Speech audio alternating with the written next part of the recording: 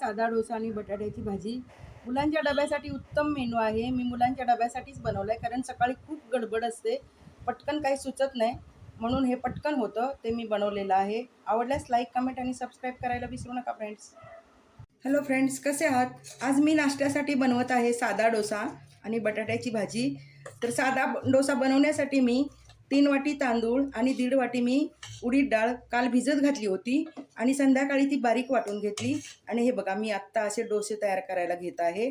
त्याचं मिश्रण एवढं पातळ करायचं जेणेकरून ते पॅनवरती पसरलं जाईल आणि आपले डोसे छान होतील. तर आत्ता मी डोसे बनवायला सुरुवात करते. मला पूर्ण रेसिपी दाखवायला जमलं नाही, कारण मला खूप घाई होती, त्यामुळं गडबडीत. इकडे बटाट्याची भाजी तयार झालेली आहे. आत्ता बनवते मी डोसा. पॅन गरम केलेला आहे. पॅनला थोडंसं खाली तेल लावून घेऊया. साधा डोसा आहे, मुलांना डब्यासाठी बनवलेला आहे. लगेच घालूया डोशाचं बॅटर. गॅस थोडा मोठा करायचा.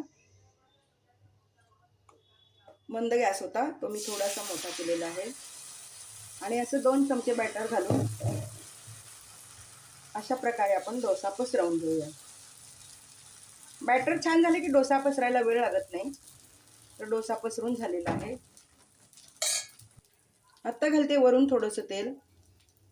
दोन्ही बाजूनी ते छान शेकलं जाईल.